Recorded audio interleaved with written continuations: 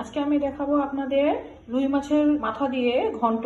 এটা পোলার চাল দিয়ে আমি আজকে বানাবো। এটা সবজি দিয়ে তৈরি করা যায়। এটাকে আপনারা চাইলে মুগ ডাল দিয়েও ঘন্ট তৈরি করে নিতে পারেন।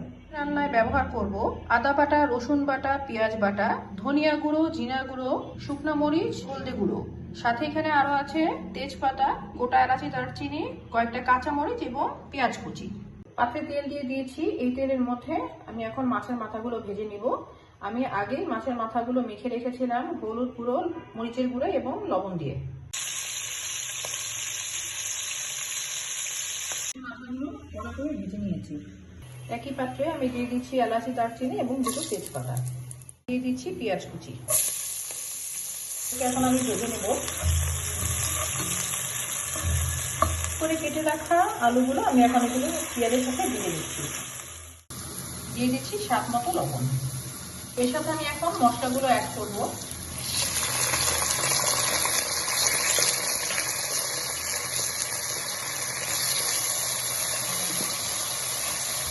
সামান্য জল অ্যাড করব। আমি এখন এই মশলাগুলোকে খুব ভালোভাবে কষিয়ে নেব। কষানো হয়ে গেলে আমি ভেজে রাখা মাছের মাথাগুলো অ্যাড করে দেব। আর এই মাথাগুলো আমি একটু ভেঙে নেব। এগুলোকে একদম আমি আস্ত রান্না করবো না, একটু ভেঙে তারপরে রান্না করবো। গরম জল আমি অ্যাড করে দেবো এর সাথে, যাতে এটা ভালো করে মিশে যায় মশলাগুলোর সাথে মাথাগুলো। হাফ চামচের মতো আমি এখানে গরম মশলার গুঁড়ো অ্যাড করে দিলাম। মোটামুটি কষানো হয়ে গেছে, তেলগুলো উপরে উঠে এসেছে। আমি এখন ধুয়ে রাখা পোড়া চালগুলো এর সাথে দিয়ে দিই।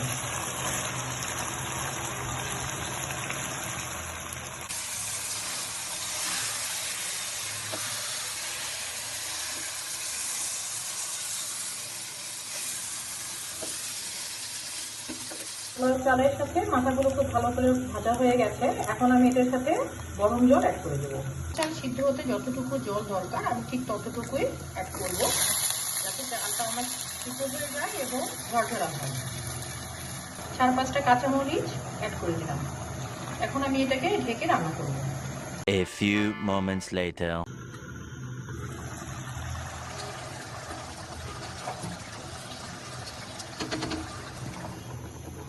জলটা পুরোপুরি শুকিয়ে গেছে, আমার চালটাও সিদ্ধ হয়ে গেছে।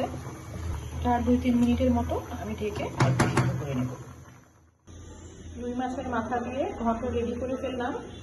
সবাই একটু কমেন্ট করে জানাবেন আমার রেসিপিটি আপনাদের কাছে কেমন লেগেছে। যদি ভালো লেগে থাকে কাইন্ডলি সবাই সাবস্ক্রাইব করবেন, লাইক করবেন, শেয়ার করে দিবেন। ধন্যবাদ।